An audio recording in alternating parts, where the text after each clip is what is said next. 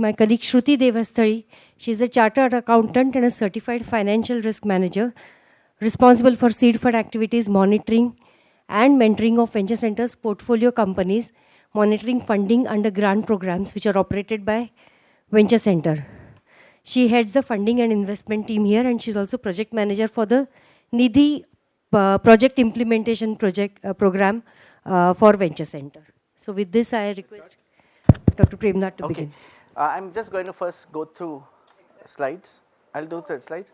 I'll try and do this a little faster, and then we will come to an Excel sheet, and then we will go to other commercialization models. Okay, it's as per your schedule, but it's just that I'll have to speed up a little bit this section. So first of all, let's talk a little bit about new venture creation.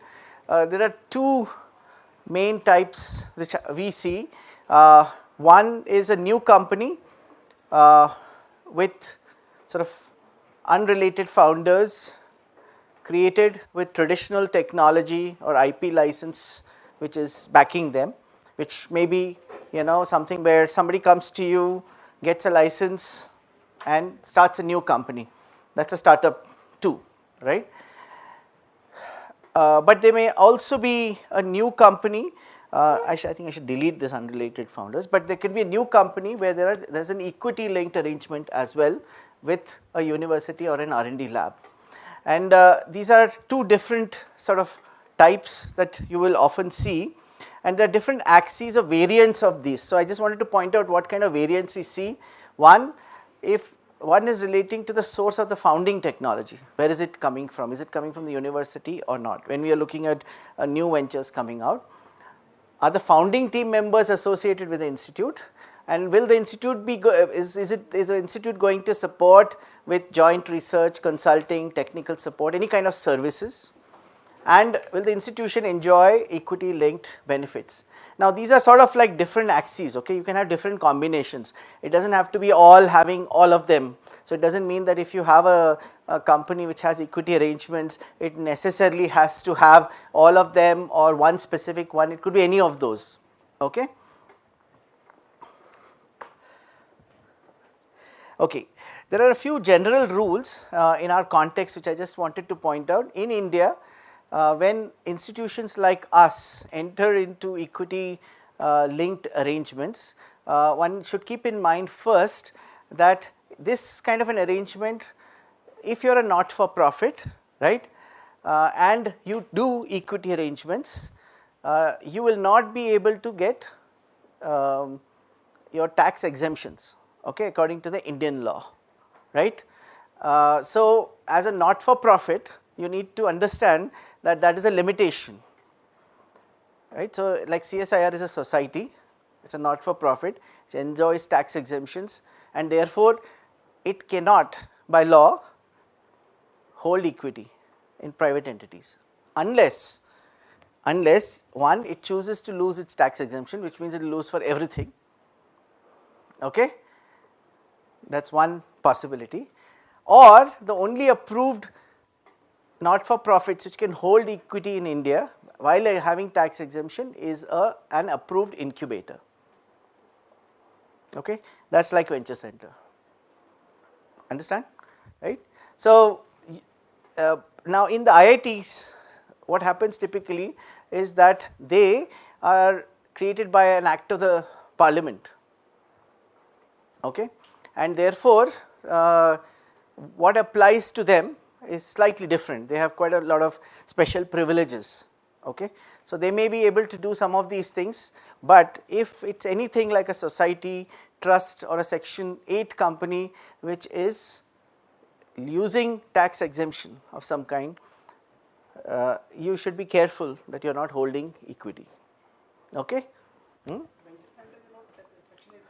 We are a section 8 company, but we are an approved incubator, right. Only approved incubators are provided that provision. See, you can have not for profits. There are 3 types of not for profits usually: societies, trusts, section 8 companies in India. Not for profits can be tax exempt or not tax exempt. If you are tax exempt, you cannot hold equity in private entities, there is a rule which says what you can do. The only exception to that is an approved incubator of the government, which is allowed to hold that. Agreed? Yeah. So you have to follow those rules. That's the issue, right? So the yeah. No. No. So CSIR is a society and it is not an incubator, so it's not allowed to do it. We tried to get a specific exemption for it many years back as a separate exemption. Unfortunately, our leaders couldn't move it at the right levels to get that exemption, but it makes sense to do that, but that was not possible. Yeah.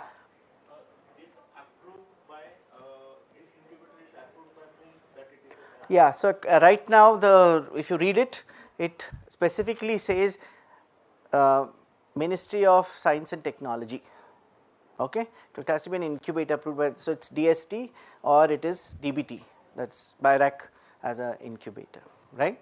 So if you're listed on that, then you're eligible for it.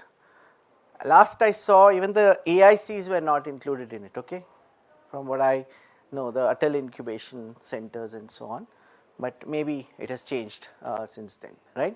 So that's something to keep in mind. You could be doing multiple things like equity only or equity plus royalties, all those combinations, like I think Ashley has already spoken about it, so I don't need to do that. Typically it's usually kept low in most cases in Indian institutions, right? In the range of about 3 to 5%, sometimes with a limited or a limited non-dilution clause, that there is a certain level to which, but it has also its own consequences, which maybe if time permits, Shruti will talk to you about those as well. Now you can also, amongst the founders, there are also different variants, and sometimes you need to see what your policies allow. So amongst the founders, you could have students, staff, faculty or alumni, right? And in certain institutions, the rule might say that we will make the equity arrangement possible only if our students, staff, faculty, alumni are involved, right? Otherwise, that option is off the table, right? So that also happens. You understood what I am saying, right? Okay. You may give preference for licensing to the such a a case where the founders are from the institute. You may also give preferential terms in order to encourage that. Okay. So just keep these as just options that keep in mind. Okay, I want to spend a little bit of time on faculty entrepreneurship. Please allow me to jump a few slides and we'll talk about that. So first of all, let's understand what we mean by this. We are talking about either a faculty or a scientist being a founder shareholder in a new startup company, okay? And in this, what are they contributing to it, right? First of all, they are basically contributing the conception of the business idea, bringing that foresight which is needed to create that particular startup. You're getting the new venture started, the early stages, nobody believes you, you're putting all those parts together, finding other team members who can do it, you champion the new idea, go and talk about it, that this is a great opportunity that people can participate in as co-founders or as potential employees or as investors, funders, all of that, right? Tying up some critical resources, motivating co-founders, dealing with the earliest risks and uncertainties. In the earliest stage when you have no resources, that's the period when you're bringing everything together as well. And that's one of the important roles that a faculty member is playing. Remember that faculty members' IP might belong to the institute, so they're not getting whatever they're getting for that purpose, they're getting it only for this, okay? Okay, so all of you might be hearing about all the star faculty members who are today creating a lot of startups, and one wonders why they are doing it. And I'll give you my perspective on it, but of course big names including in recent years, and you can see that they are all very good scientists and engineers, right? It's actually quite important for them to take their science to realization. On the top, you know, these are all recent Nobel Prizes, all three of them, right? We have heard a lot about Bob Langer. Ashley's favorite is Alexander Graham Bell, Boston University professor, right? And of course, Amar Bose, the Bose Corporation that you hear about, speakers and so on and so forth. He was also a professor at MIT as well. And Venture Center was actually opened by Professor Richard Friend, who is a Cavendish professor at Cambridge, but a founder of several companies as well. Now in India too, this is sort of taking shape, and these I have selected three which I think really stand out, right? One of course is Sedamac, IIT Bombay professor who has founded this company. If you go down Bane Road, you will see a large facility and there's a big factory associated with them. A lot of components for EVs, and they're doing extremely well. Rahul Purwar, many of you heard in the news, ImmunoAct, CAR T cell therapy from India, one of the earliest, that we could do it was a great thing. And of course, Strand Genomics, you know, Vijay Chandru from ISC Bangalore as well. So there are quite a few interesting cases emerging, and it's interesting to see, and I hope all of them succeed in a big way as well. So in NCL2, there have been some of these. So these are some spinouts from NCL. There are about a total of 11 of these spanning different topics: biomed, diagnostics, engineering, materials, and so on and so forth. And there are others here in Venture Center which are from other institutes as well. For example, this one is an example of circulating tumor cell test, and this gentleman here is an alumnus of NCL, but he's also professor of MIT's local Maharashtra Institute of Technology's Pharma Institute. Okay.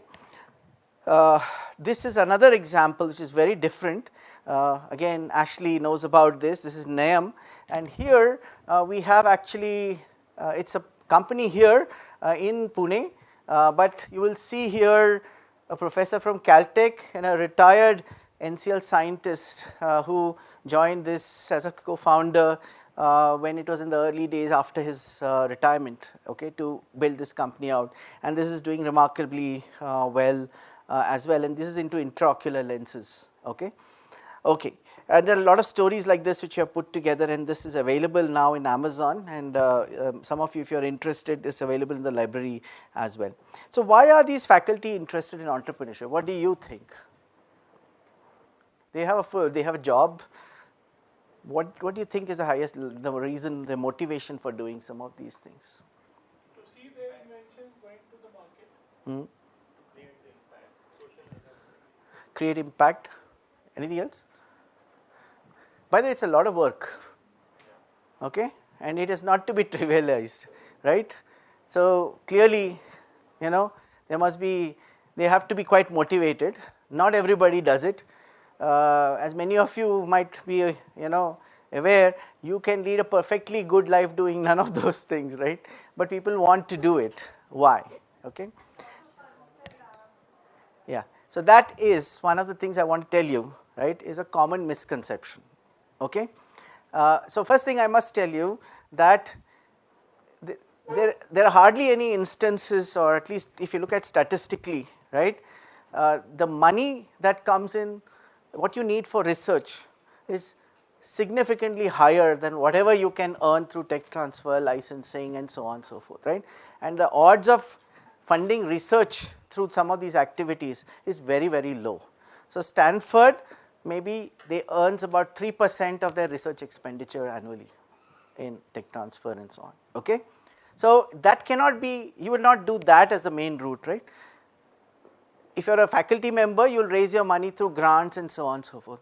But if you have a success to show, like Rahul Purwar's CAR T cell therapy, I don't think he'll have any difficulty raising grants, right. It is easy because you are doing something which is changing people's lives, okay. So that's one thing to keep in mind. The odds of success in this are also very, very low, okay, in terms of numbers. So you should understand that it is, if people are trying to become rich with this, right? That is not, that is, the chances of that happening are quite low, right? You would want to, if it happens, it's great, okay, I think it's a good thing, but that's not the motivation which drives people. Typically what happens is many people develop early stage technology and they want to see it in use, and there's typically a gap that they see in between, okay. And you know, I can tell you from my own experiences that I am a biomed guy, right? I get a kick out of seeing patients use my product. I don't get a kick out of, say, a published paper in my lab.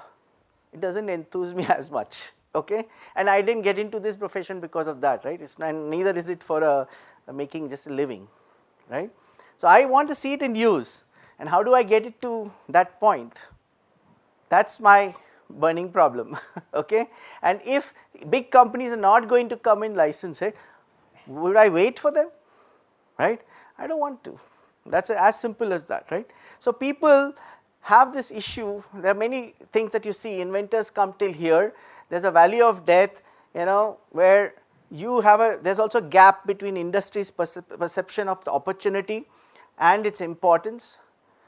You might have a foresight which others may not have. For example, the mRNA vaccine developers in 2008 and 2010, when BioNTech and Moderna were created, right?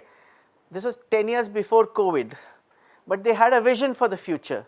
And I'm not sure how many people would have really understood that vision for the future at that time, right? But they saw a discovery and an invention in 2005, which won the Nobel Prize later, by the way, right? And thought that this is going to turn the, you know, world around, and let's bet on it, right? So it takes foresight, and that foresight, I think, should not be underestimated, and that ambition to change the world, create an impact, also should not be underestimated.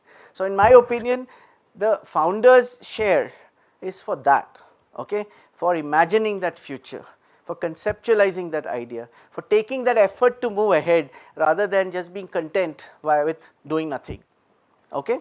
And that's what they get it for, whatever shares they are getting as founders, right? There's also a lot of issues with business where, you know, they don't want to necessarily deal with, as Dr. Hirwani was saying, that it's not made here in my lab, and the R&D guys are asked, why did you not do it? How come this guy has done it? So all those kind of issues are there, right? So overall, if you look at it, I think most people just want to realize their full potential or whatever they wish to do, and that's what drives them, okay? It's not necessarily money.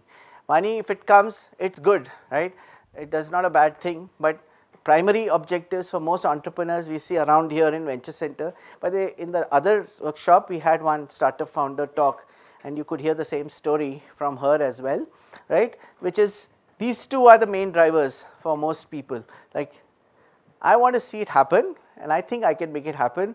I want to see my potential also be realized. I'm not happy waiting, you know, or just, you know, just doing it and letting it be like that.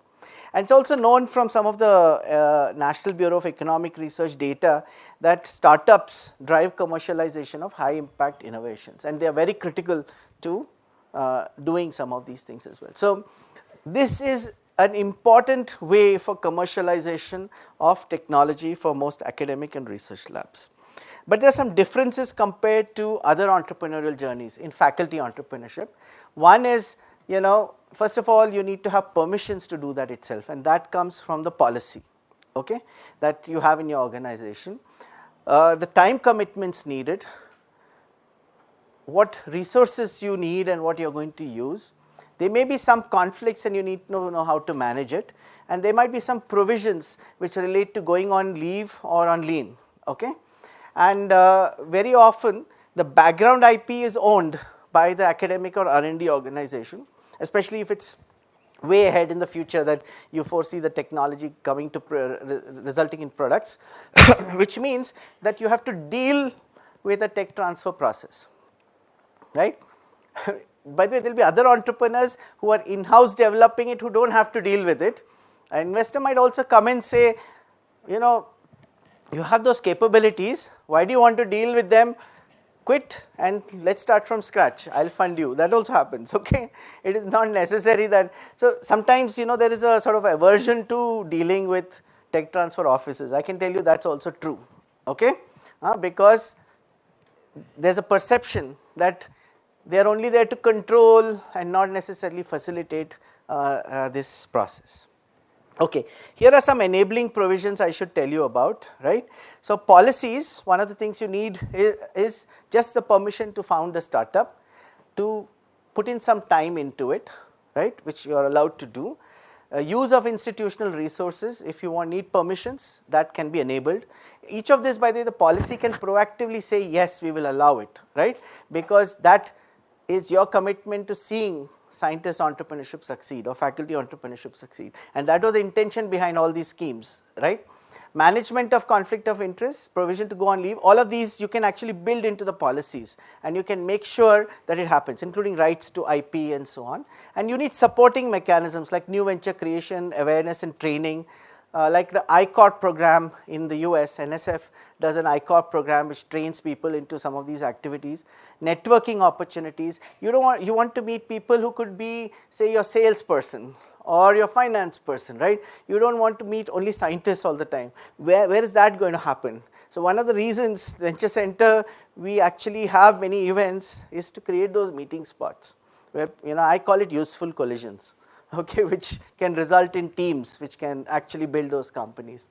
IP protection support, technology licensing office, incubator and some investment funds, right. Now all of these things you can bring into play as a research or academic organization as well. This notification, I don't know how many of you are aware of, this is a notification from DSIR, Department of Scientific Industrial Research. It applies to all academic and research organizations other than DRDO, ISRO and DAE labs, okay. And you can adopt it, any organization can adopt it, and this does some very important things. One of the things it does is it actually puts down that scientists and professors can promote companies, okay. This is dating back to 2009. It also says that institutes can give technology in lieu of equity. You can also create incubators, this particular, and there's more, but I'll just stick to these three for now. Another important thing it does is it exempts central government officers who start scientific enterprises from certain specific clauses in the in their central government service rules, okay. For example, you can own shares, okay. All of that is provided here in this, right. So this is actually a explicit, there are explicit statements, and CSIR adopted these and created schemes, adopting this DSIR office memorandum. This came during Dr. Manmohan Singh's time as Prime Minister, right, and was adopted, and this has been rolled out following that in CSIR labs. Following that, DBT has also rolled out similar provisions. This I think is a DBT notification, okay, which has similar provisions. And so DBT institutions also, we have helped create some spin-out companies, okay. DST has been slow, we are hoping it might happen, but they have not done that yet, right. The IITs set up some of these mechanisms even earlier, before these provisions were announced, okay. But this is an important provision which allows people to start to create companies and gives exemptions from central government service rules, okay. So this, I think I've just tried to point that out for you. So the process that we would follow is roughly like this. First of all is to create that candidate. You have to figure out what could be a candidate, right. So in early days of Venture Center, we actually scanned a lot of candidates, had some funds from DST to scan many of them, do some research around it and come up with a few that we could actually consider for spin-out candidates, and DST had provided us with a small fund to actually do that, right. You will end up developing a pitch deck. You will start understanding what the business is about, fleshing it out. In the meantime, maybe you will start talking to people who could potentially be co-founders, right. You will start talking to people who could fund it. You will find funding sources. So essentially the initial process is all about aligning technology and the inventor, the entrepreneur and the money. When I say entrepreneur, the full-time person who's going to drive the company, right? You want to bring all that together. It takes effort to do that, and when that happens and they are confident that it's worth setting up a company, right, that is when you would really make the move. Okay. So in many cases what we would have done is we would have actually tried to arrange in principle agreements and approvals to arrange money, get commitments from some of the founders, all of that, and then we would apply for something like an SCS application from in the CSIR system, which allows for permissions to do that. Co-founders agreement is signed, incorporation, company is created, there is a license agreement that one enters, and finally the company can go ahead with operations. Okay. So in all of this, if there is a funding like say biotech ignition grant of BIRAC, that comes in only after this is closed. Okay. So it comes in at this stage over here. So this is a rough process that one follows. But there are a lot of sample policies. I will share this with you later. There are some links here to MIT's Inventor's Guide to Startups with policies, IP policy, conflict of interest policies, and so on and so forth, including what you can do outside of work. Even the Ministry of Education has put out policies. All of you who are in MOE kind of institutions are aware of it, right? There are policies which are fairly friendly, which have been created, and the goal is to promote more of these, not to necessarily prevent them, right? And people don't understand how much effort it goes into doing some of these things.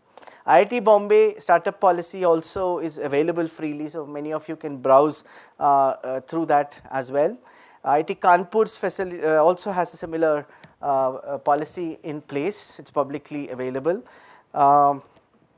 and even smaller local colleges, universities like COEP have put some of these policies together, and these are available also right now. Now let us just talk briefly about managing conflict of interest and commitment.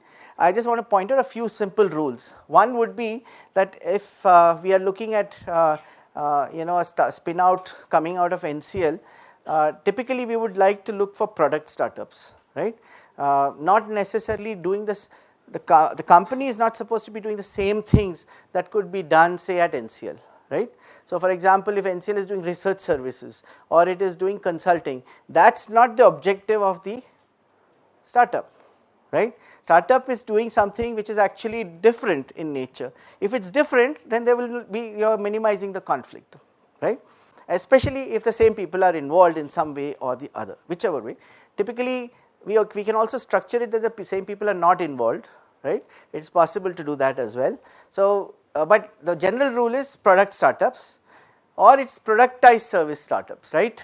What does that mean? Like see for example Infosys, the reason Infosys is able to scale up is because it has productized its services.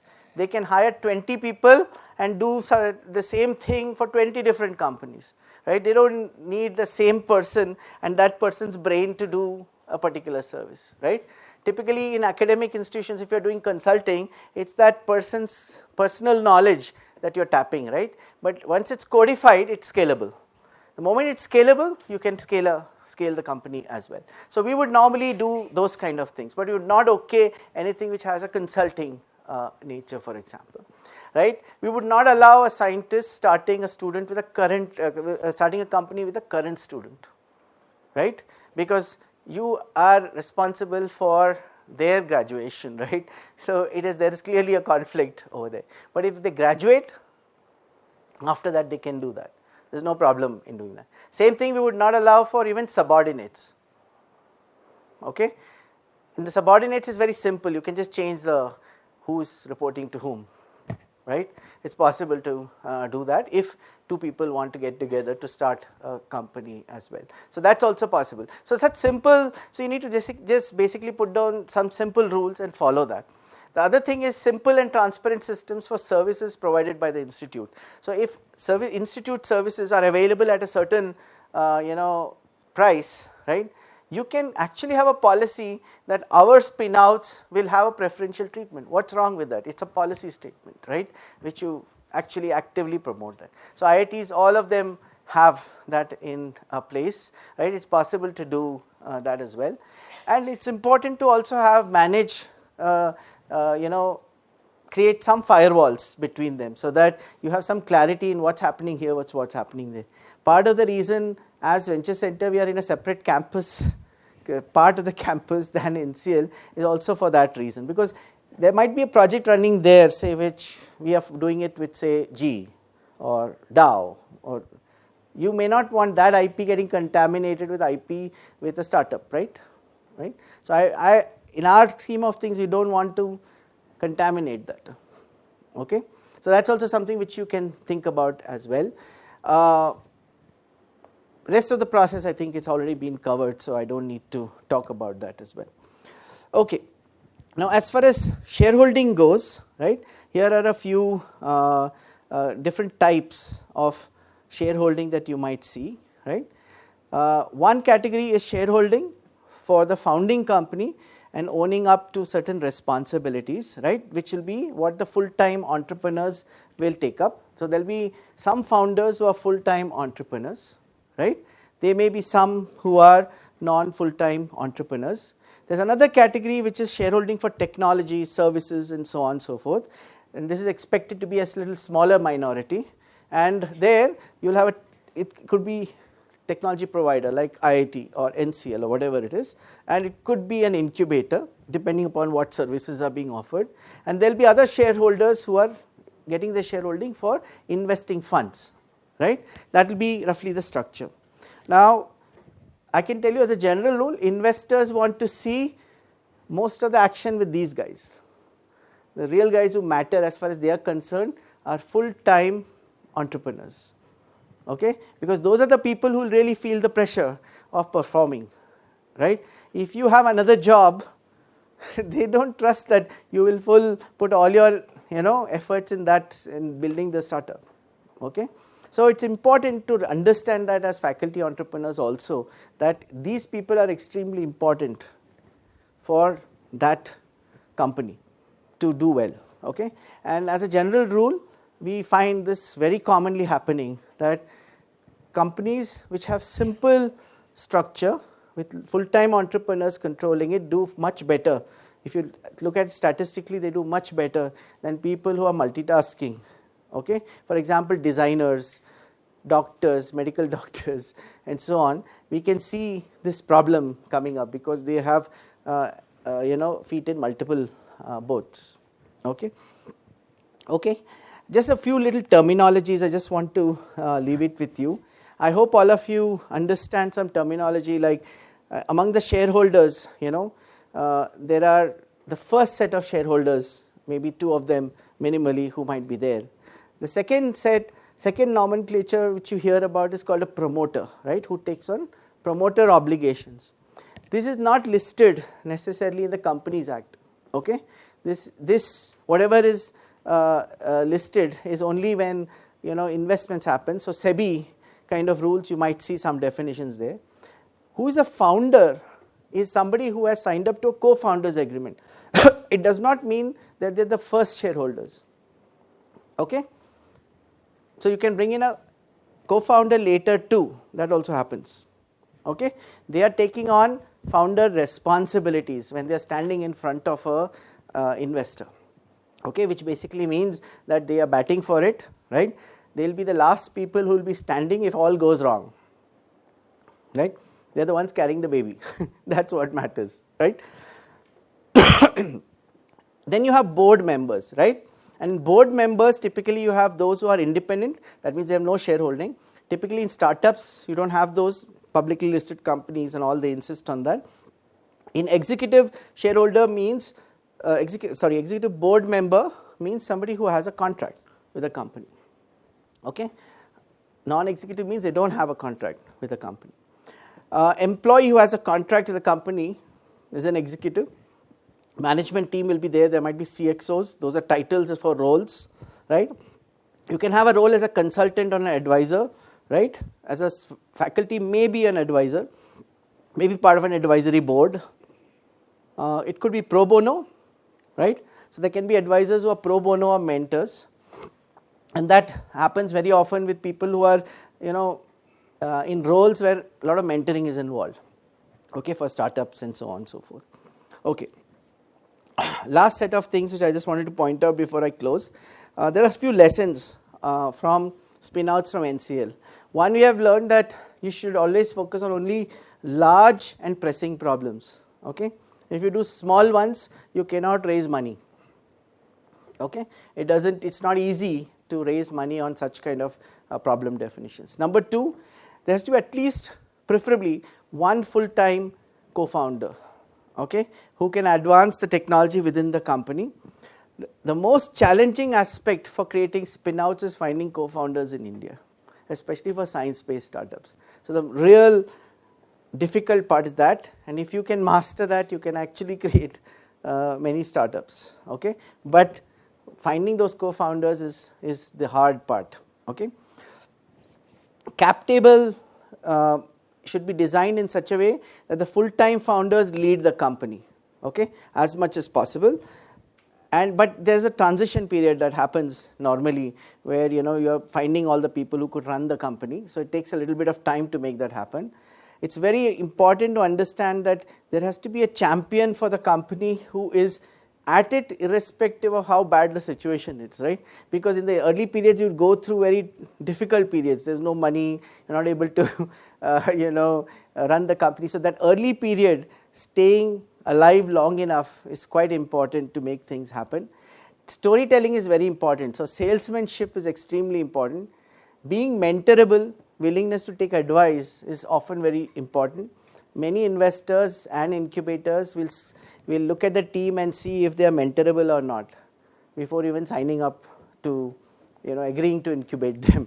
Okay, so that basically means that if you're very headstrong, you're not willing to listen, you think you know everything, right? It's a dangerous situation very often for most people. They don't think they can improve things anyway, right? You have to be willing to raise money if you're doing a startup, right? Otherwise, if you're trying to just grow on your own earnings, right, the growth is limited. You cannot grow beyond a particular point. You can only, even if you say had a 50% profit, it's only that much that you can plow back in. Okay, that doesn't allow you enough growth. If growth is not fast enough, investors are not interested, right? See, if you are an investor and you could go and put money in the share market and suppose you could make say 15-20% on it, wouldn't you look for something that's much more than that? Why would you settle for anything smaller? You wouldn't, right? Especially in such a risky startup, right? Where you don't even have in share market at least you can trade it. Here you can't even trade it. You're stuck once you put the money in. Okay, so why would you do that? So it has to be something where you're willing to raise money, and if you're not willing to raise money, then you should not think of investors at all, in which case it's not a startup, it's just a lifestyle business, right? Just to manage your own lifestyle and so on and so forth. Okay, okay, I think this I'll stop. We'll start with the share progression chart. I'll let Shruti run us through it, and then you want to go through it now?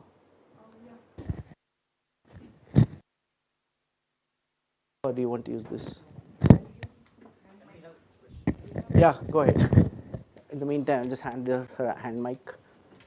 Can you just give me a hand mic? Yeah. There's one more hand mic, right? So, yeah. A real life case, Yeah. a startup in particular sector, especially in EdTech, being mentored in an university incubation center. Yeah. And we roped in one related head of the center. So it was in EdTech, so the education learning center was there of the university. The head was roped in as a mentor. Head was quite okay to mentor the startup, and he said the incubation center has money to give you as a mentor because the university and incubation center had a policy. Okay. It was going well. She was very good in networking, roping in other people and all that, and we were just giving mentoring, which was very low, means as far as the consideration is concerned. But then other person was roped in who is subject matter expert, again from the university, head of one of the institutions in the university typically. Yeah. And the expectation was very different by the particular individual. Yeah. That I'm not okay with you paying me something like honorarium, and can I come on board? I would really like to see myself as on board of a startup. How do I get equity in the startup if you really want me to mentor? Because the subject matter expertise really mattered. So, Yeah. and then we actually got into a problem. The startup was not really getting that help from the particular individual. So, how it works in these cases? Because typical conflict. So let's first understand what is their role, right? The mentor's role is very different than a consultant's role, than a co-founder, or a role which basically involves some kind of an equity arrangement. Okay, so let's just take it like that only, right? Now, if it's a consultant kind of a role, okay, and he's offering some advice, inputs, and so on and so forth, the typical general principle is that the shareholding should be done only with people who have a long-term stake in the company. Okay, that means they can see some value being created, say 10 years, right? By the way, please remember, most founders don't get to exit, okay, in between. They're the last people who get a chance to exit. Okay, university can exit, incubator can exit, investors can exit, but promoters and founders cannot easily exit. Okay, so you have to understand that any kind of shareholding relationships have to be with people who are there for long term and who understand that value will be created only long term. And number 2 rule is that they should be only given to people who can significantly increase the valuation of the company. It is not in lieu of services which can be paid for. Okay, that's one rule that we typically follow. That way, it is, if you give to everybody, you'll have a lot of problems. Okay, because they think that this is going to turn into cash sometime, you know. But it's not so. It is not easy. It doesn't happen that easily. You know, it is. I wish it was, but it's not so. Okay. So the fact of the matter is that you will not do much there. So it's better to find a way to fund them. So I would just treat it like this: that if the person wants to do mentoring, their responsibilities are lower, and and their commitment is lower.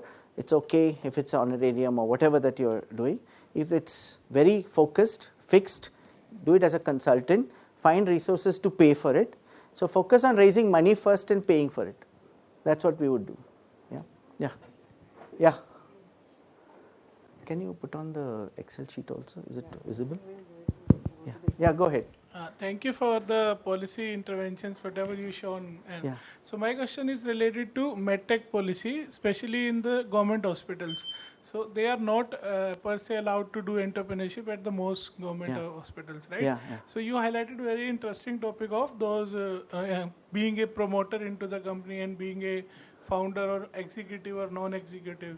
So my question is it possible that such kind of entrepreneurship may be allowable in as per your understanding of the ecosystem by being a non-executive founder and shareholder? So a person can be a non-executive role with the shareholding, right? Non-executive director.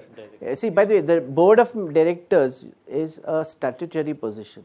You have obligations. Okay. If there's a fraud in the company, you are responsible for it. Okay, it's not to be taken lightly. Okay, but that said, it is not a day-to-day running kind of an activity. The board is responsible only for governance and for overall strategy, not for execution. That's the management team's job. Okay, so that's what the executives are for, not the board. Okay, so I understand. So what I'm trying to say is, so first understand those differences. Now, in a hospital kind of a setting, as you mentioned, right, it depends first on whether the policy of that organization allows this or not. In many cases, doctors could be just consultants. So they may have the freedom to do all of this. There's nothing that stops them. Yeah, go ahead. Just wanted to add one point here. Yeah. So to the best I know, in the most of the government hospitals, they are not allowed to do consulting because they get NPA, which is non-practicing. So they are an employee. not a consultant. So, for example, if I go to Dinanath Mangeshkar Hospital here, most of the doctors will be consultants and they can do that. Whereas, if I go to Sassoon Hospital, government hospital, they will be an employee and the employment rules do not allow that. So, this DSIR thing that I showed you is not applicable to a hospital, right? It is applicable to research institutions where the research institution has to adopt that OM, right? So DHR policies has all the things, enabling things, but somehow policy is not getting cleared out from the local. Yeah. So let's take it at two levels. Suppose there's a national policy, then the institution has to adopt it. Now the institution might have a view that this is not something we want to adopt. So they can take a view like that. In CSIR's case, it went to the GB, governing body, and governing body adopted it. Okay, saying that we want people to do this, right? And that's how it got rolled out. Now, DBT also has done that. Same thing has happened. DST is not yet done. Okay, so therefore DST scientists are not able to do it. Okay, so that's just a matter of how the policy is accepted and so on. Yeah, quick question. Yeah. We'll go to the Excel sheet. I have three questions, like that 2009 policy, whether the faculty or scientists allowed to start the company or be part of that company. Yeah, so the idea is that if a new company is being promoted, right, you are allowed to ask permission to be part of that company. That's what it says. Part of that company. Yeah. And the scope of that Part company. means you are holding shares in the company. Holding the shares. Yeah, in the founding stages. Yeah. Okay. Second is that scope of that company is limited to particular that technology only. No. It is so it's supposed to be what is defined as a scientific enterprise, right? Yeah. It's not meant for companies which say if you're doing trading or that is not something which they would approve as an acceptable company for scientists to promote. Okay, but in a scientific enterprise, it can be anything where you are using science insights for developing products or services. Because that scheme says that invention of the scientist should take that invention and start the company. No, it Not doesn't. like that. It doesn't say that. It says it's a scientific enterprise. That's all. That's right. all. Yeah. It need not even be their own technology. It can be their colleagues' technology from the that same is clear. institute. It can be you can go to DRDO and take a technology and start a company. Not from CSR also. Yeah. Any It technology. doesn't say that. You can read it.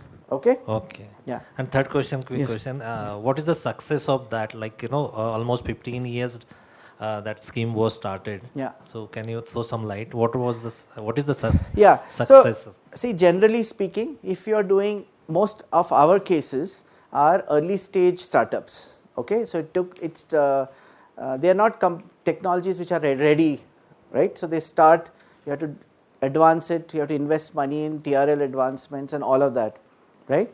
So ours are all long gestation companies. They are not like quick kind of companies. So we have two sets, one which are equity based, another which are conventional license based. Okay. Out of them, I would say that there are at least 4 companies out of maybe 15, okay, which are doing quite well, right? But well is a different relative matter. If you are asking whether CSIR made a lot of money, no, right? Company is doing well, right? For example, there is a company in Aunds in Pune, right? It's 300 people strong, okay, working across different countries today. It started with 3 people with roots from NCL who started it, right? And they are doing quite well, right? Yeah, okay. So it's one of the lead companies in doing software simulations for various industrial processes and so on and so forth, right? Because see, there's a long story there. It may or may not be relevant to the IP with which they get started, right? Because there are a lot of people who join in, they will create their own value. It depends upon how well they do it, right? But I can tell you one thing overall we have seen that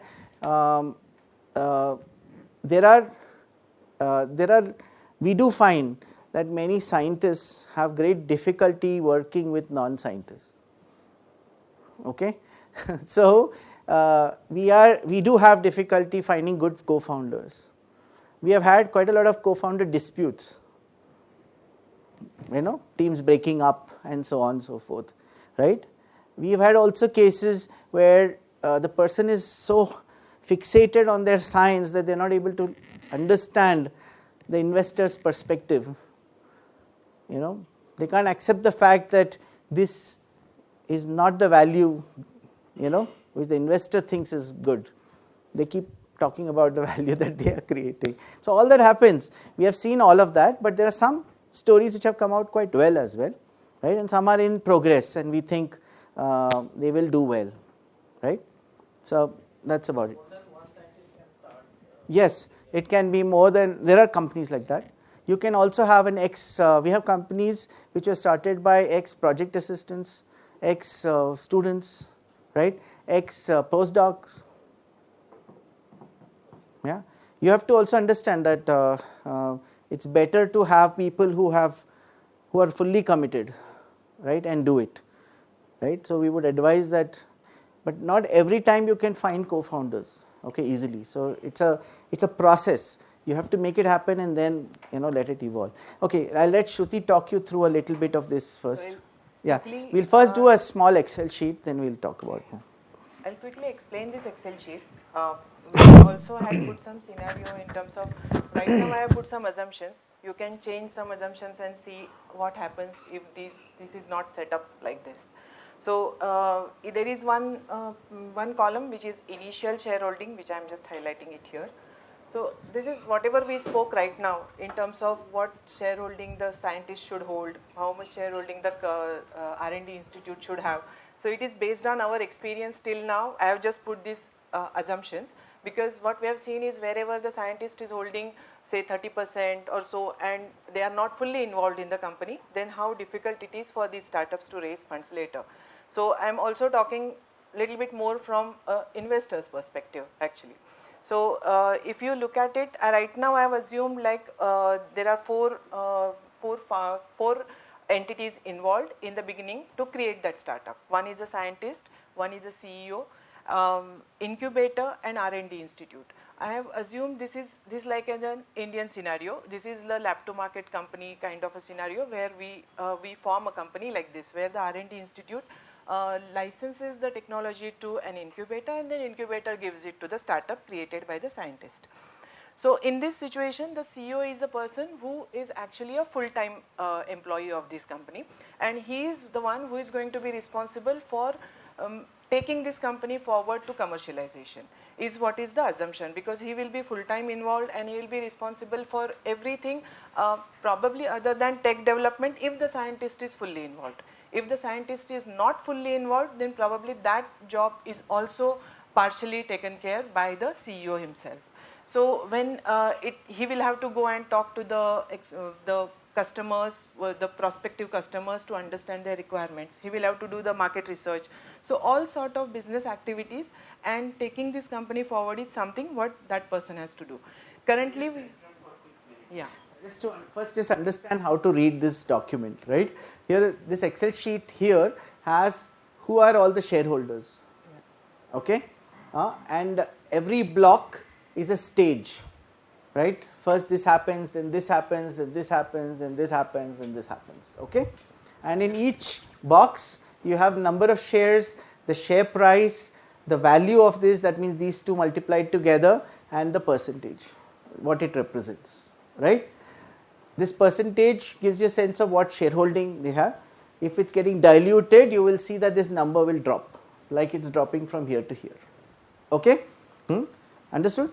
So each stage we are just going to go step by step, and the scenario we are constructing for you is an example scenario where we say that look, we start with scientists having say 1000 shares, CEO having 8400, incubator having 300, and an R&D institute having 300. Okay, this is the initial position at which you are starting, right? Yeah, go ahead. So when the company starts, we have assumed here, if in that first block, that they were having 10,000 shares, 1,000 by the scientist, 8,400 by the CEO, and 300 by the R&D Institute and the incubator. So as Dr. Premnath mentioned, we have the next block is actually ESOP created. What is ESOP? Is basically you have to keep aside some shares for the early stage employees to whom you may have to share some equity, because it's very difficult for a startup to pay the market level salaries. So you will incentivize the employees by giving them some ESOPs. So whenever the investor comes in the company, they first tell you to create this pool, because when you create the pool, basically all the shareholders who are already in the company, their percentage gets reduced because you are creating that pool separately. So investor will step into the company only after you create the pool. So the first stage. So this seed fund person has come and told this company, first create the ESOP, then only we will invest. Why? Because they want to see if the company understands that a flourishing company is going to need many more people who are committed to the company. By the way, these ESOPs, as I told you, are not to be given to every XYZ, okay, because it gives a wrong impression that you can cash out on it. Like if an employee is interested in working for 2 years and wants to cash out, they will get nothing, so they will feel cheated actually. Okay, so you don't want to give them shares, bottom line. But if the person makes a huge difference to the valuation, like a CXO, right, a CTO or something like that, you will consider doing that, and they have to stay long enough to get the benefit, right. So they have to be long term value creators. It's not for short term value creation at all. ESOP pool is created proportionally, like from these. Yeah. So in this case, what's being done, she'll explain to you, right. This investor has come and said create a 10% ESOP pool, right. So how is it being done? Yeah, go ahead. Yeah. So here I have assumed 10%, but sometimes the investors, 10% is actually a bare minimum ESOP pool that usually investors ask. It can be more. If in this case, actually it can be more because there is only one CEO and one scientist. Usually it depends on how strong your team is. If you are already 3-4 people taking care of all the required verticals of a company, which is like a business vertical, there as CXO, CTO, CBO, it's like which is the chief business officer. If you have somebody who is taking care of the financials of the company. So if you already have 3-4 members in the company, then it could be 10%. If you have less number of people in your team, then it can even increase to 15% or 20% at the initial stage. So you can think of this CEO instead as the full-time founders. Yeah. If there are 3 of them are together holding 84%.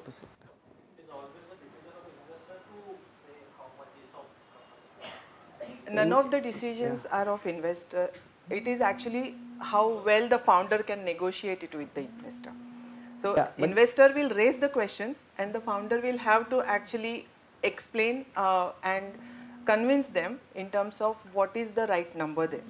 So if the investor, in this case, investor can raise a question that there is, the team is small and you will have to build a team, and for that they may ask for a larger pool. If you have more number of people and still if investor is asking, the founder is supposed to negotiate that and that the percentage has to be decided based on that. So this pool is created out of the founder's equity at what proportions, or it is separate? It is new shares. New shares. It is new shares. Yeah. You can see that there is one new shares being created to create that 10 this thing, right? Remember that here share price is 10, here also share price is 10. Right, and it's being created that way. So throughout the number of shares of founders are remaining same. If most of the times when an investor comes in at a later stage, they will always look at they will first ask you, show me your cap table.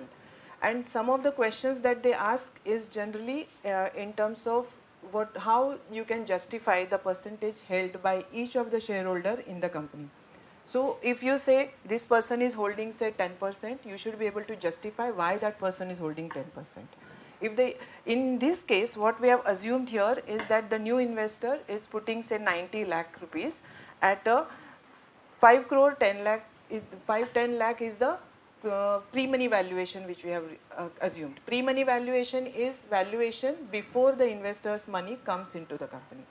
So usually this pre-money valuation amount is what is negotiated with the investor, and then the startup can raise as much money that they can, and then after adding that, what it becomes is a post-money valuation. So Before you go there, just 1 minute, please notice that this 10% became 9%, right? That's the dilution that's happening because you added new shares, right? And it But the is number 10%. of shares is the same, right? Number of shares is the same, percentage decreased. If the same percentage, now this value of the company is this, it was 1 lakh before, now it is this, value of the company. But when this person comes in, then the situation changes. Go ahead. So here what we have assumed is he is putting 90 lakh and for 15% shareholding. So usually this is also a valuation is also something which the founders at the very early stage it is actually negotiated in terms of because the investors don't know how much sales are you going to achieve. So basically it is a decision taken based on the founders, the team strength, even how they have actually thought about this problem, whether this problem is a pressing problem, whether it is an innovative solution, whether it is an IP-rich solution.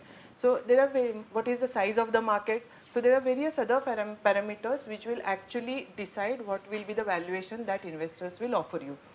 Once they offer you the valuation, based on that, the percentage of holding will be decided. So in this case, what we have assumed is 90 lakhs are put by this investor for 15% equity. So when we say 15% equity, we have now calculated additional number of shares which should be issued to this investor, and the number of shares for all the other stakeholders remain the same. So when we have added these these number of shares additionally in the cap table, everybody's percentage of holding will also dilute by 15% further. So if you see, this 9% has become now 7.65% when these first investors come. Yeah. Can I add something here?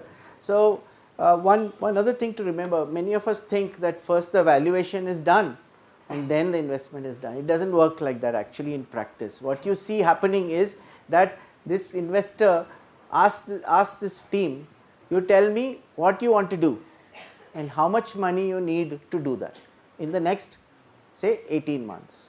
Tell me what's a plan for 18 months and how much money you need to do that. Okay? So this person would have said, I need 90 lakhs to hit this goal. And the investor is okay with that, right? And then they very often internally, depending upon which stage they invest, already have some percentage in mind. Yeah. Okay? So they will take that and back calculate this number, valuation number, right? So there's what you hear in theory, this is what happens in practice. Okay? Now, when they do this, you can always argue about these numbers. You can say I should be more, high, and so on. But what will be the basis for it, right? Now that you will realize when we move to the extreme, what happens, right? In the sense, there is a reason why you have to negotiate those things, so that you are able to raise money at every round. Okay? If you have a round where which is bad for you, then chances are that future investors will also sort of hesitate investing in this company. So we'll see that. Yeah, go ahead. So maybe if we want to explain that end goal here, that generally what happens is there are initially the startup starts with grant funding, which is a non-dilutive, right? Round means you don't actually give equity out for the grantors. Then you start with this seed funding round. After seed funding, it is pre-series A round. It is called pre-series A, can be anywhere between 1 crore to even up to 15 crores also. Usually series A is after 1 million of US dollar 1 million, which is usually 15 crore plus fundraise is what is series A funding. So till then, what is expected is till the time you reach series A round, the founders should still hold 60% equity in the company. Full-time founders. Full-time founders. Because that shows that the founder still has some decision making power, and the other shareholders of the company will not be able to direct the company in any direction because they hold majority in the company. So that is a very important aspect as well. So this is also something which we were trying to show here. So based on that, how much percentage the investor wants at every round it is also decided based on that. Another thing that investor will also think about is they will always try to hold more than 10% because then they become a significant shareholder in the company. If it is less than 10%, then they are like minority shareholders, not much rights they have. So there are multiple calculations that the investor has in mind before they actually decide this number, whether they want to consider 15% or 20%. It also depends on the intentions of the investor. If they plan to be a strategic investor over a period of time, then they may want higher stakeholding. But if they don't, they just want to stay a commercial investor and they want to invite other investors also to invest in the company, then they may take a little lesser shareholding in the company. Just to understand, strategic investor is one who has more intentions than making money. A commercial investor or financial investor's singular goal is just making money. Yeah. Sometimes it is easier to deal with a financial investor because their goals are clear and simple, right? And typically financial investors have no other motivation than they want you to run the company and you to make them money. That's their goal, okay? So that's slightly different. So you can imagine if it's a strategic investor, they may want higher shares or they may sometimes not let the valuation go up easily, right? Because their intention might be to buy out the company later, so they don't want the valuation climbing. Yeah. Okay? Whereas a financial investor gains the most by the valuation climbing. Okay? So here this next stage, what I have considered here is initially this first investor 1 invests in the company, then the investor 2 comes into the company and he is now investing 3 crore at 17 crore pre-money, that is 20 crore post-money valuation, which is again 15% is what I have assumed here, and he is issued these additional shares. So now all these earlier shareholders dilute to these new percentages because new shares are issued to the new investor. Similarly, we have also assumed now after say 2-3 years, usually the valuation increase happens when there is a significant milestone hit by the company. So anytime the valuation, the amount that is invested by the investor is meant for a particular particular stage which will help the company to reach that milestone. So after 3 crores, if the company reaches to a milestone, then they may go for another fundraise. And in this case, we have assumed that the next investor comes in and they are ready to invest 9 crores in the company, again at 15% is what I have considered. I have just considered 15% across by each investors. But the valuation is going up, but at every stage they are giving you money only to accomplish the next 2 years of work. Yeah. Okay, please understand that. It's not like somebody has become rich. Nobody has become rich out here, okay? It's just progressing the company to the next stage, okay? Now, by the way, while all this was happening, I hope you noticed one more thing, which is that when this money came in, for example, right, the share price went up, right? So this person, the scientist who started with 10,000 rupees suddenly has here become a lakpati and here has become a crorepati, but it's all on paper.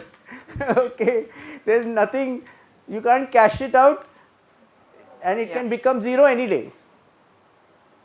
Okay, that's what it is, right? So sometimes people have this notion that it looks like big numbers, right? But it's all on paper. Okay, there's nothing other than that here. Okay, so this progression is happening more so because this company needs this much money to take it to the next step. That's all, right? And then they'll negotiate it up. Now imagine if this person had negotiated a much smaller. They said no, we'll give you much lower valuation. The dilution will be higher, right? If the dilution is higher, everybody else comes down more, right? Which includes this person also. That's not good because the next guy is going to come and say, "Arey, your real founders are holding too little," right? Which means that if they lose, they will just treat it like any other employee. Now they don't have that much to lose, right? So the investor wants to hold the neck of the full-time entrepreneurs and make things happen. That is what their goal is, right? They want that control, right? And make sure that they have everything. And by the way, another general rule is investors want entrepreneurs to succeed, especially on the back of only equity returns, not on salaries, right? So salaries are always conservative, okay? It's not that they don't want that to be the main reason they succeed. They might be okay, but I'm just saying that keep that in mind as well. Yeah. Yeah, one of the reason for that is like salaries is an expense. So out of this 9 crores, if you have significant salaries for say employees or so, it will reduce the funds which are actually available for other operational expenses. So many times the investors also have certain terms which will define that if anybody is withdrawing say more than 15 lakh rupee per year salary, they have to take a special approval from the investor. At every stage there will be certain rights that the investor asks for, and it always tells that any particular they will define a level of expenditure beyond which it has to be done only after their approvals. So that way they try to keep the control in the company. So as we mentioned, even initially many times in the startups what happens is the startup is started with the founder and his parents or something like that. So as you move ahead, and as there, if it is up to 1 to 2%, usually nobody bothers. But if it is say 20% given to any family member, and if it is 20% and if it is just coming equivalent to the investor's shareholder, the investor will always say that you have to take that person off the cap table. And it is very important to design the shareholder table initially well, because later on making any transfers attracts income tax.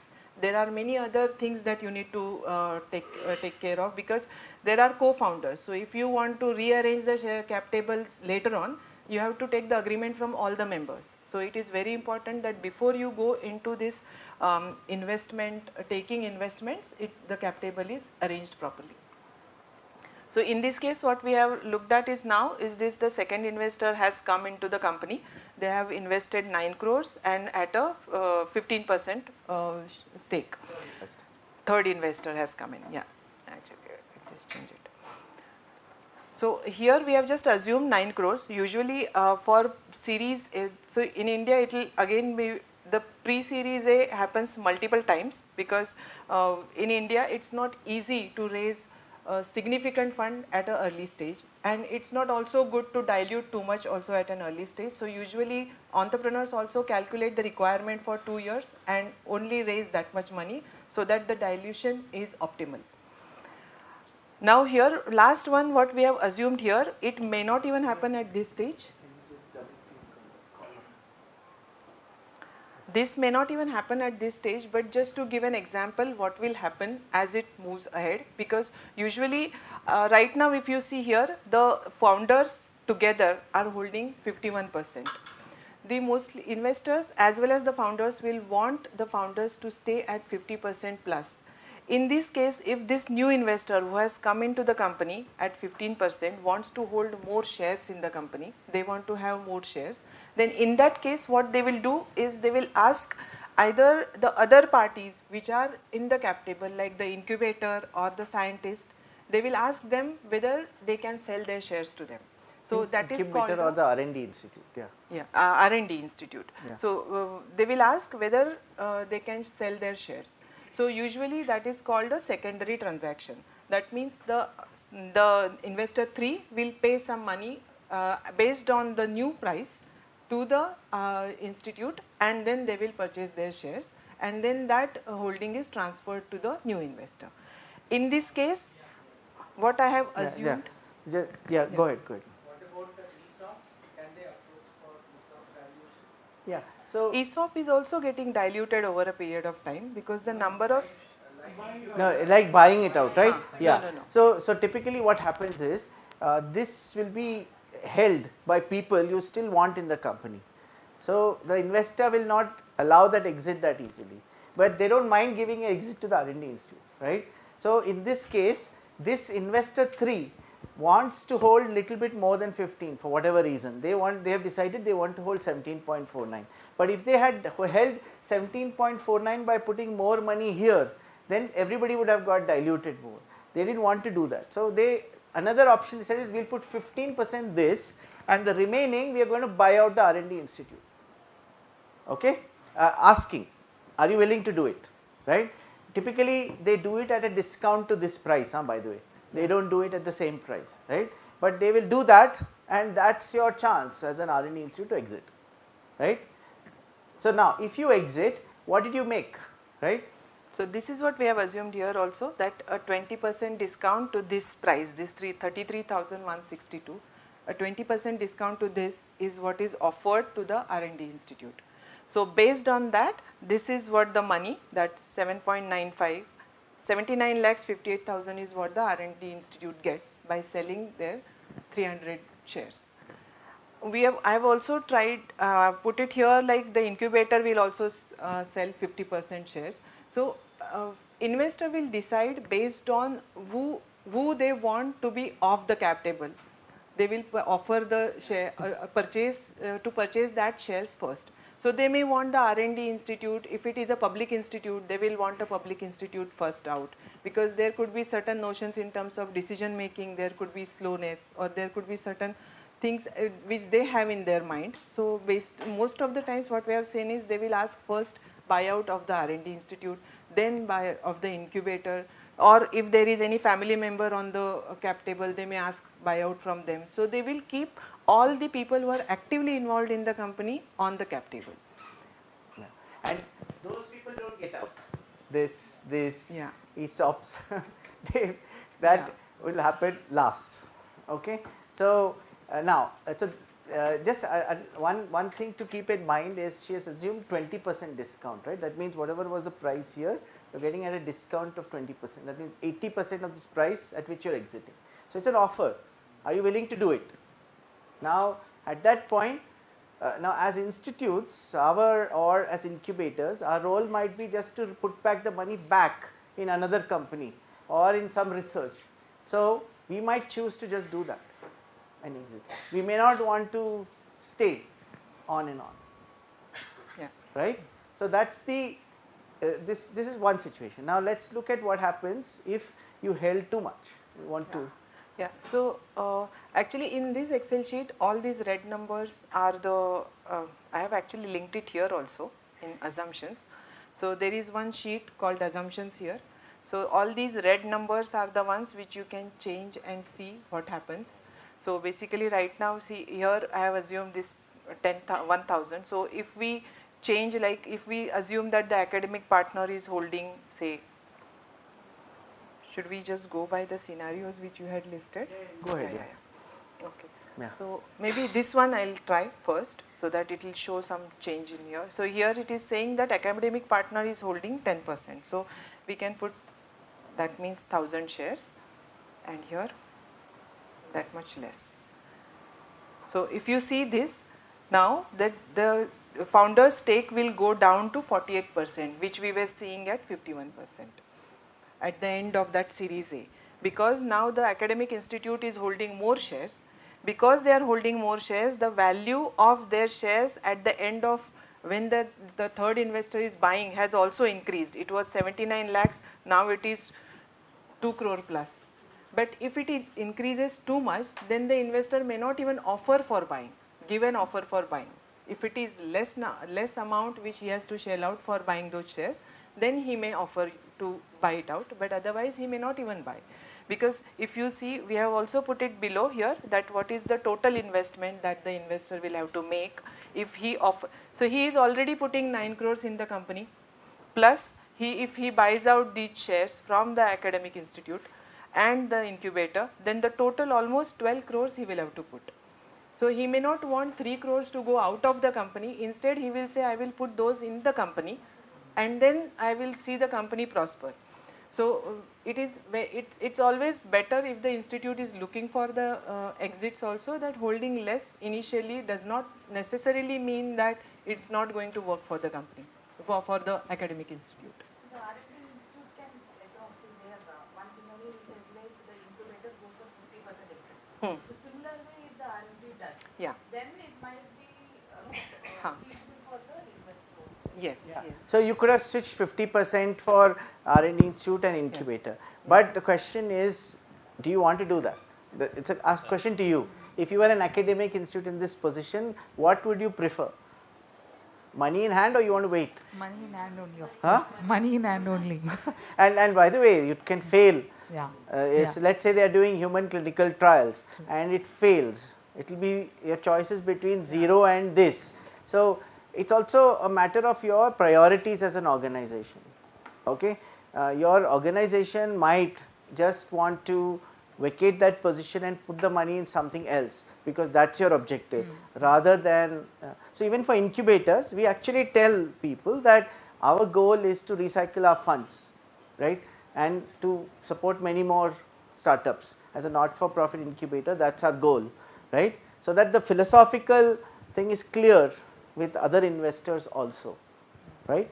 Whereas a commercial investor might actually, their objective function is maximize returns. So they might actually say, oh, this is a good chance, let me put in more money, right, because it's growing well. So I'll invest in 2 rounds, 3 rounds, so that I can get a better exit at the end of it. Okay, let's come back to my question is that, sir, it is so systematic. Yeah. Then there is one comment always I heard in Shark Tank, like company is asking more valuation. Why you are putting so valuation of the company? What is that? So there are certain notions of people who, I mean, they think that this kind of a company should be valued at this price, right? There's a certain impression for it, but so there are other thumb rules. For example, when you go to the share market, do you know how valuation is done in the share market, in the listed shares? Do you know? Have you heard of value investors in the share market? Okay, so they use especially at something like P by E. Have you seen the P by E ratio? Okay, so it's price by earnings, right? If you take price multiplied by number of shares, earnings multiplied by number of shares, it's actually value of the company, market value of the company divided by the total profits of the company. So it's a ratio of market value as a function of earnings, right? And let's say that in that industry they think it should be 15 times, right? But this is for a company which is ongoing in the share market, listed, it has a long history, there it's already profitable, then you can use that multiple, right? What do you do with a company which is early stage? It is in the red, it's in loss, okay? You can't do that, understood? So that is something which you have to keep in mind. So some of them use that metric, or they might have seen another investment which said, oh, we are going to invest at 1 million kind of valuations, and so therefore they are saying that.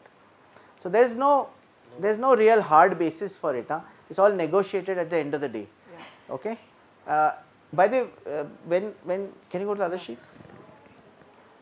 No, just one thing here, as you mentioned, if the R&D institute holds more and sells partially, what happens is that founders' collective shares would have reduced to 48%. Then it becomes difficult for the company to raise funds also. If they are not able to raise funds, then even if you hold 1,000 shares, you are not able to sell it. Then what's the point?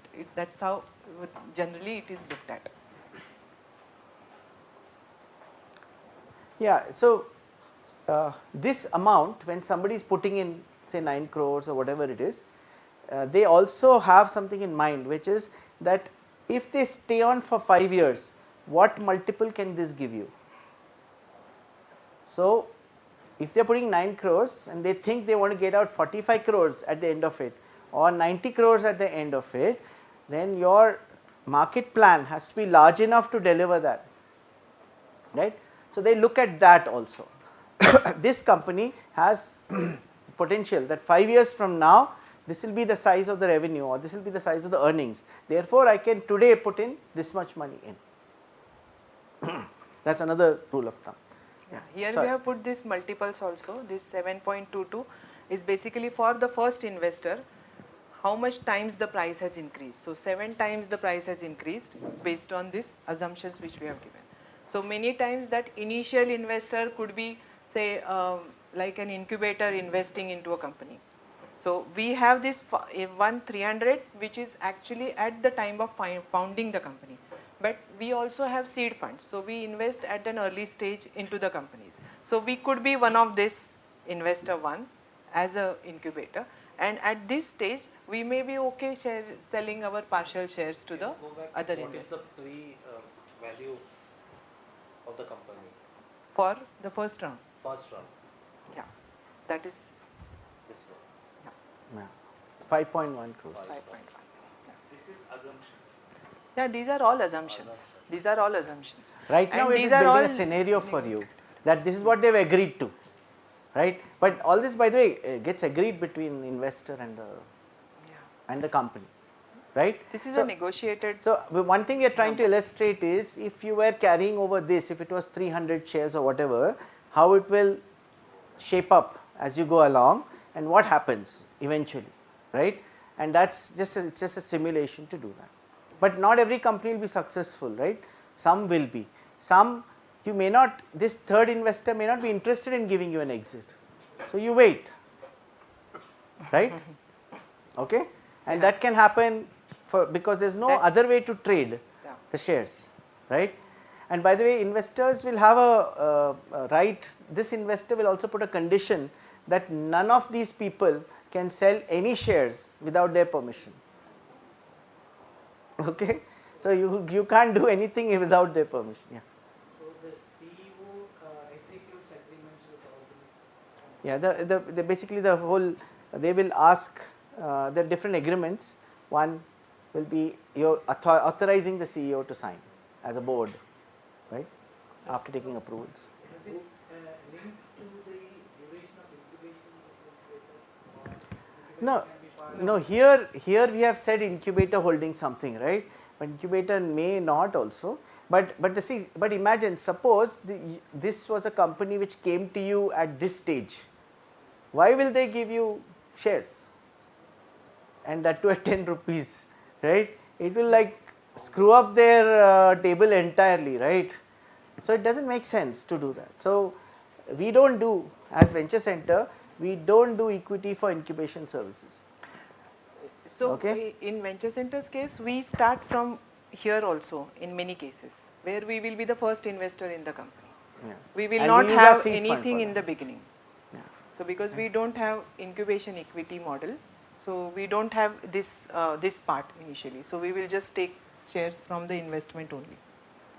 So that is Unless possible. it's a lab to market from say NCA, where we are facilitating it for NCA. When company is incurring the losses and all, that time also police administration sell the shares. No, see, you can be incurring losses and investors are still interested. So Flipkart is still loss making. Why are investors interested? The founders got an exit at $16 billion, no? The company was valued at $16 billion. Why? Because the potential is there, right?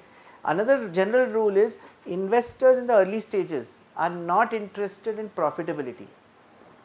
They are interested in growth.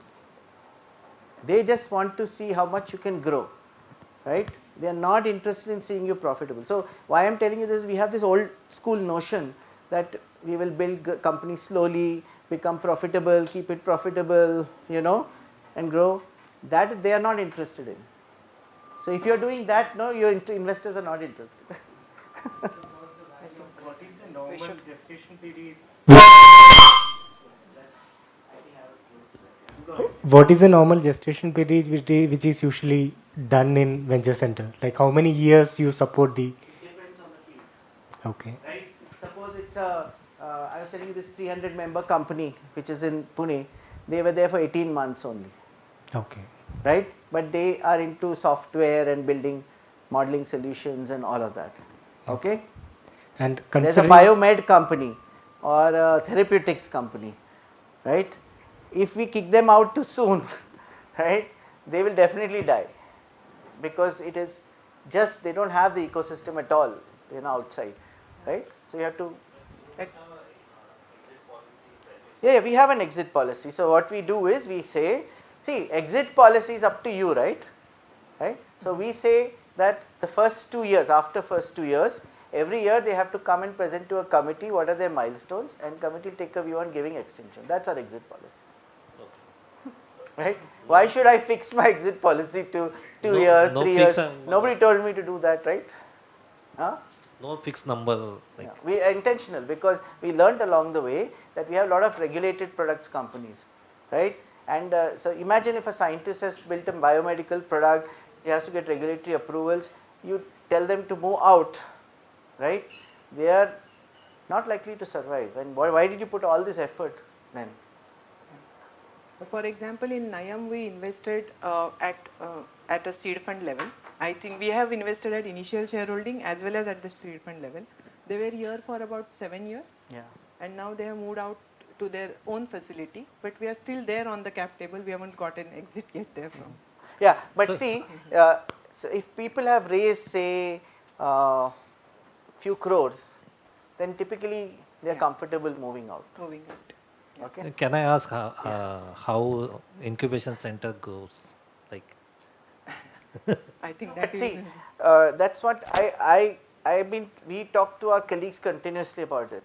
See, nobody will remember us for how much money we make as an incubation center, right? They will remember me only as an incubation center if I have shown some great companies coming out, right? So for us, the first goal is impact. Okay, it is not money, bottom line. Okay, but we need money for sustainability, right? So it is one of 4 goals that.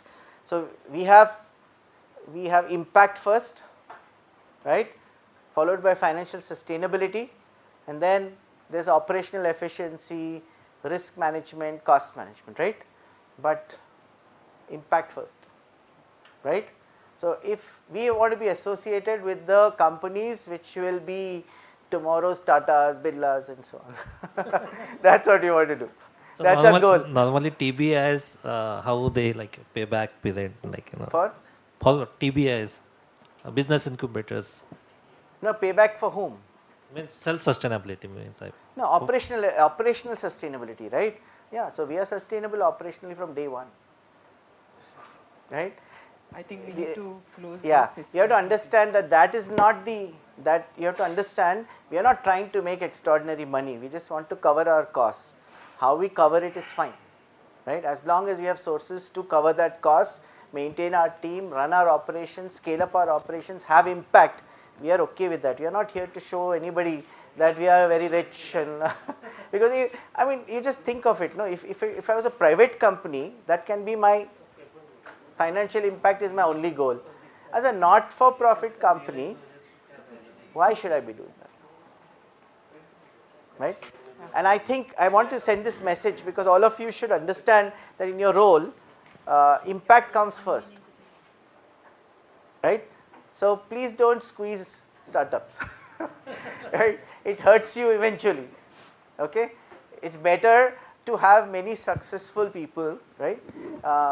By the way, in even Google, for example, right, they got a very generous license from Stanford, right?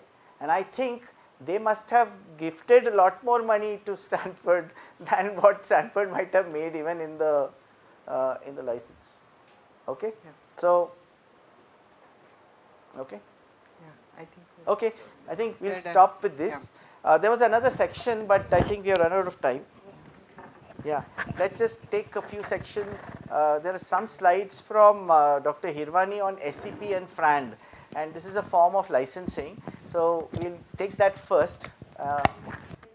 No, let's do that. Let's give a big round of applause. Yeah, thank you.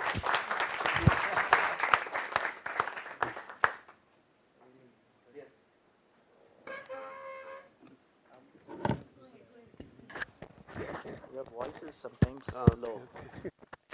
So here. Come. There are some unconventional ways for licensing.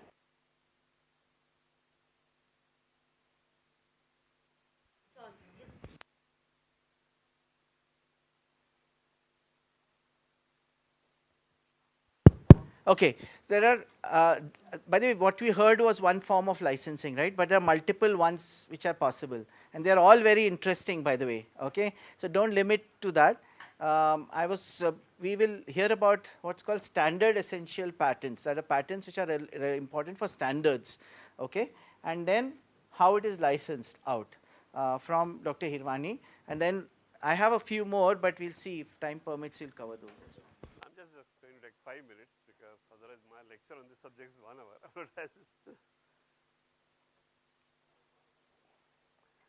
See what happens, sometimes you have a technology and you want that technology to become a standard. When you say standard means everybody in the industry will use the technology.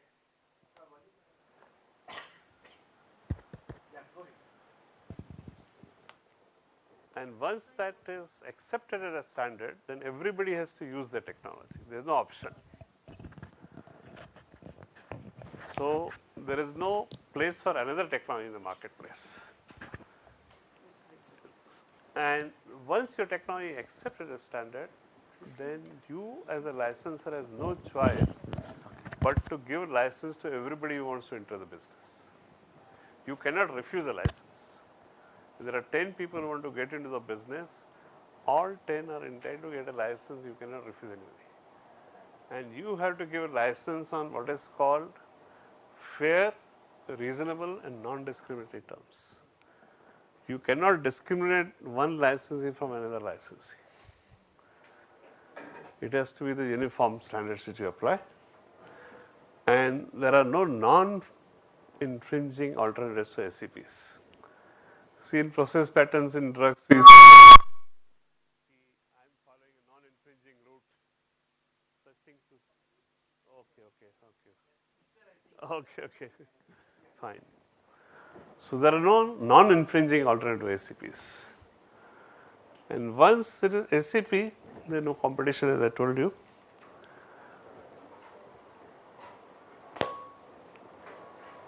Today, this has become very important in the case of telecommunication industry. All the current fights are going on in telecommunication. Even in our country, it is basically Ericsson, Qualcomms, those kind of people. Because most of the products vary. Now, in order to connect and communicate, you require a standardized product. And these standards will be followed universally. You can't have India as one standard, France and another standards. Otherwise, what will happen, you will require a lot of plugs, software, hardware to connect and do that, which becomes very expensive. And how does it work? There are standard setting organizations. Like in telecommunication, there is what is called ETSI, European organization. So you have to propose your patents as standards. And there is evaluation by the standard setting organization. And once it is evaluated, they set that as a standard.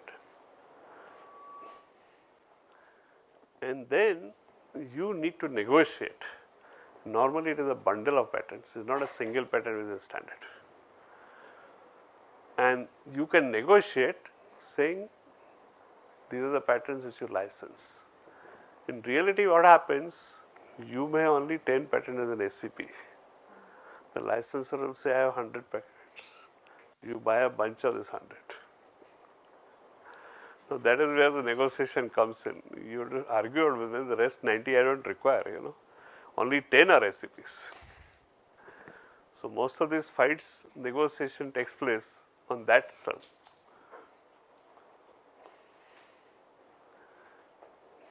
So you have, each party has to be willing.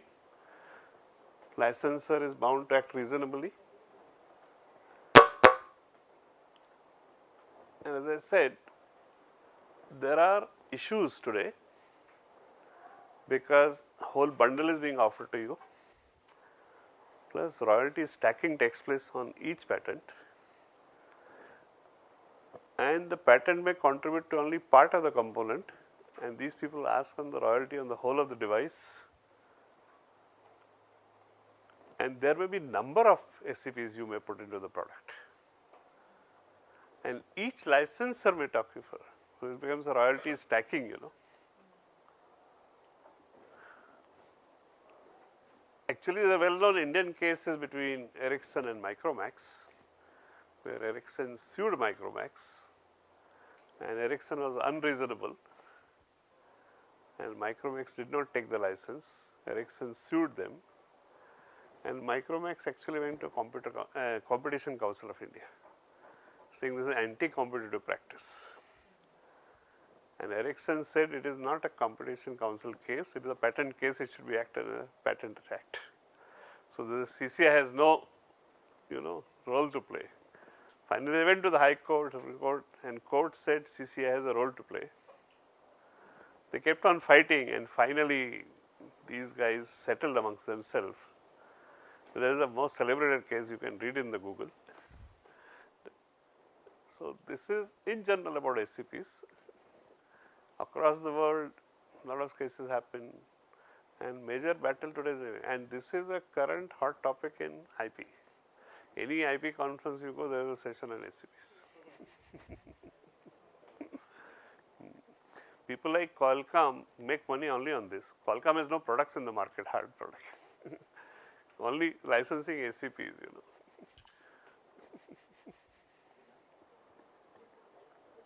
Thank you for sharing that. Yeah, sure, go ahead. No, I purposely put only 5 because I should take more time. One question. So like whatever SCPs that we have seen till now is in the domain of telecommunications. Yes. Will it be possible to extrapolate that in something like other fields, like No, a lot of hardware field it is there. like something like a physical parameters, because we have, No, even some of those switches, even your keyboard is SCP. okay. Although those may have expired, but your keyboard, all the keyboards said to be standard. Our there's triple plug, what you see, that was an SCP originally. Okay. All that across the world you have to have this. So number of such things, 2G, 3G, 5G is all SCPs. Yes, but all those are in Sorry, telecommunications. but what I'm saying, these are the hardware products. There are number of such hardware products you see. Anywhere where they have accepted it as a standard and there are patents around it, right, those will be made part of the standard essential patents package, right. So all of these Wi-Fi, USB, right, USB that you use, all these are standards, right. So for example, IIT Madras has a lot of work happening in 5G. They would be interested in, say for example, taking some of their work and seeing how it can be included in the SCP for that standard, right. Okay, is it relevant to that standard or not, and how does that happen? I think, are you aware of that also in terms of how that process happens? I just have pulled out a couple of slides. From what I understand, basically there are these standard setting organizations, okay, which essentially look at your patents. If you apply saying that mine might be relevant to this, they will accept it. If they accept it, it will become part of the requirement, and then you can say that if you are using this standard, then you are probably using my patent, and therefore like Ericsson can go and sue that person, okay.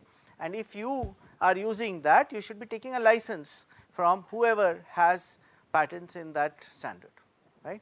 That is a general rule over there, and it is relevant because this for example, that news item there that you see over there is of IIT Madras, it's Hyderabad, this one is Hyderabad for 5G patents, and this is 2017, okay.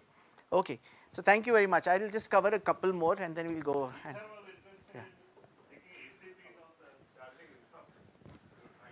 Oh, that's very interesting. Ather scooters. Okay, great. So I just I'll request you to also comment wherever I come up with some of these things. I just want to show you a few more models. Okay, so there's something called a UN medicines patent pool. Okay, and there are so for example, during COVID, Merck licensed the patents for molnupiravir, which was one of the drugs, to a few Indian companies, okay, and they were able to produce it. But the deal would be that we will give you a license, but you can use it for say all the low and medium income countries, but you cannot enter the high income countries, okay, that you are agreeing to that, and there will be certain terms under which you are getting a license, right, and it will be very subsidized compared to, you know, what they would be probably charging in higher income countries. Okay, that is the deal basically, and this has worked quite well. So, especially in medicines patent pool, it is primarily public health purposes. They have here you can see that it is primarily covers a lot of countries, 148 countries or 143, what is it? Yeah, and non-exclusive, it is all non-exclusive licensing, right. There are some waivers for data exclusivity, right.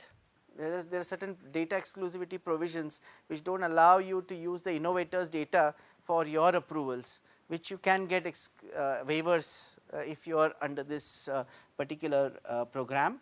And if you look carefully, so this is quite actually well done. In fact, they have been very successful, especially for HIV, okay, where a lot of drugs were licensed out.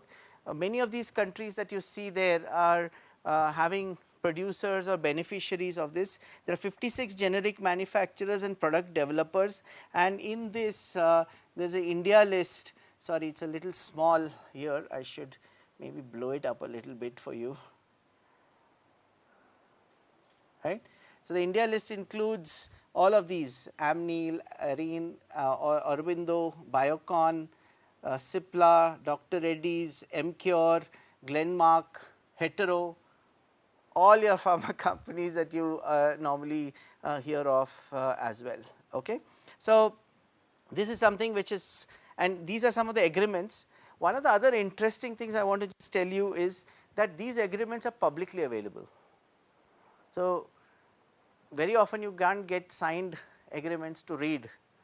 If you want to see some signed agreements, please go to this website. Okay, UN Medicines Patent Pool, you can actually see the arrangement that these companies have entered into. Okay, and these are all big companies you see who are involved in this, including cancer, viral hepatitis, HIV, COVID-19, long-acting therapeutics, maternal health, and tuberculosis. Okay. This is another example I wanted to put up, which is Medicines for Malaria Ventures, called MMV, okay, for malaria specifically. That model was a pooling kind of a model, and then you make it available for low medium income countries and so on. Here there is an intermediary who is licensing it, right, developing the technology and then giving it out to, say, a big pharma company, and they are basically a translation company in between. Okay. And they have raised charitable money to solve the problem of malaria. So, MMV has a lot of different partners, including big companies, research institutions, academia, donors, government, and so on and so forth, putting in money because they think it is a socially important activity.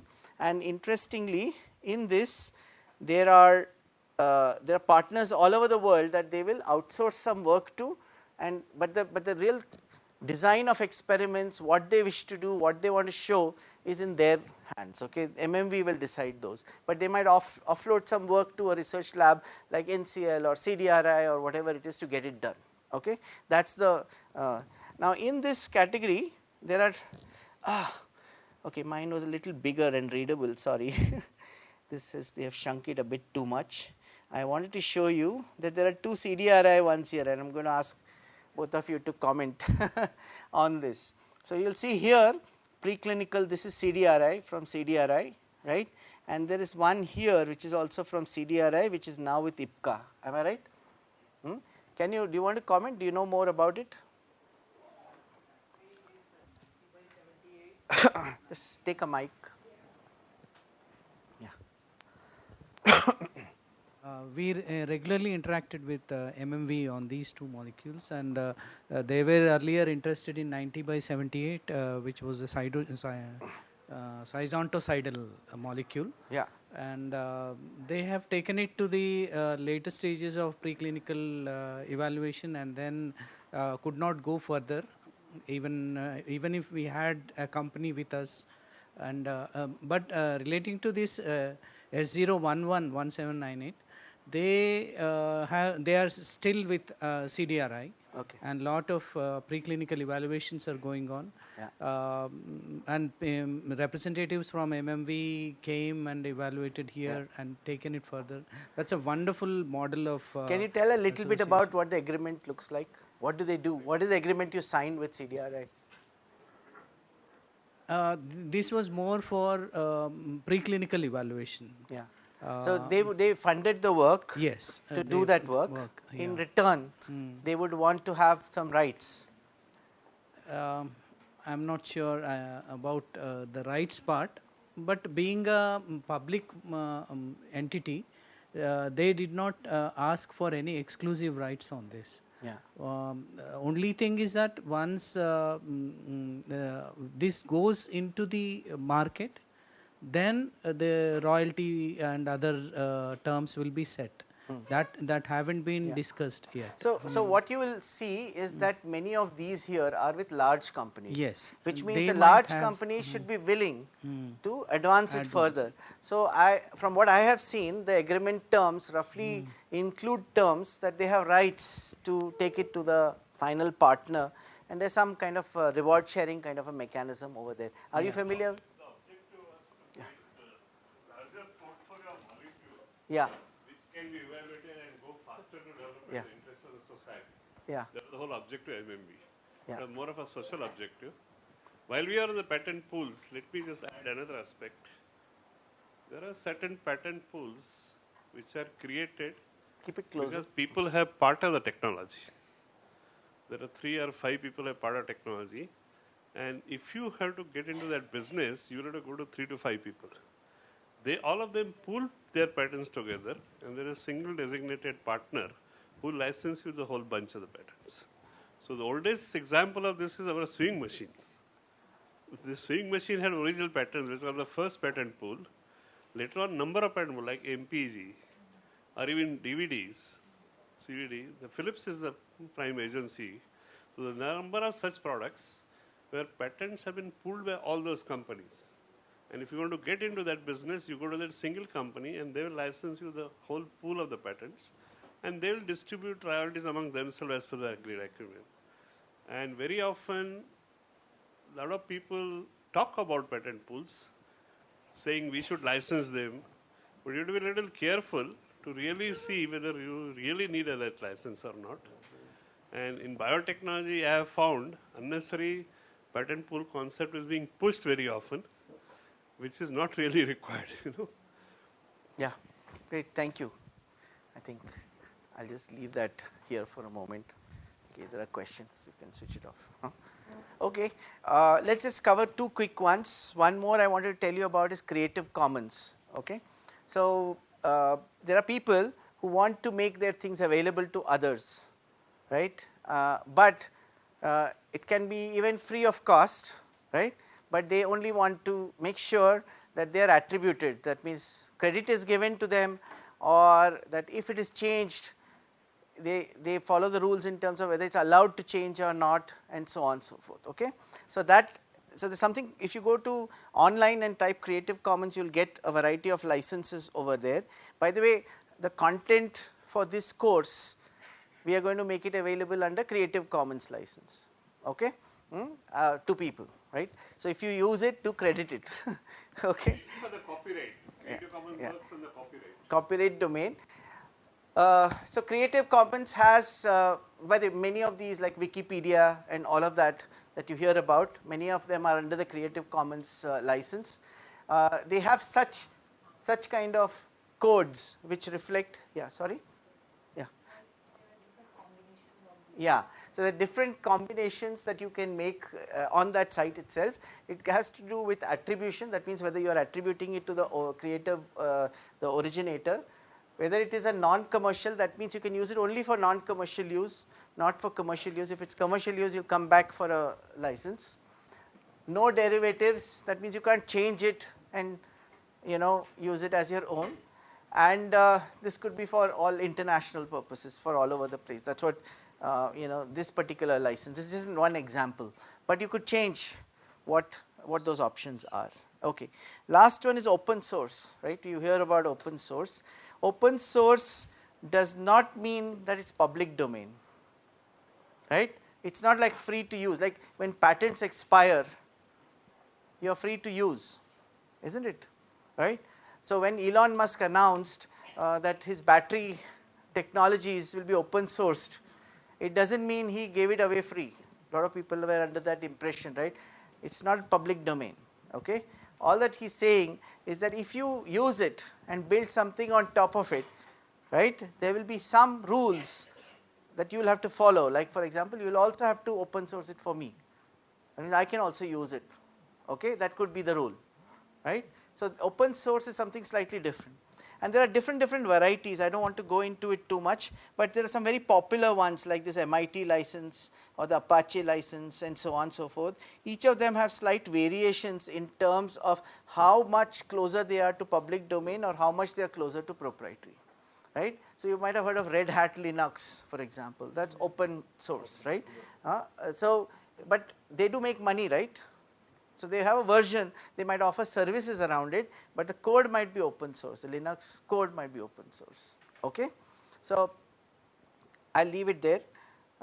Some of you might want to look this up if you're in computer science or related fields. It's very important to know, but as a general concept also it is important to know if you're in having code relating to bioinformatics or other fields as well, you might, I think that's it, okay? So we'll stop here. Over to you.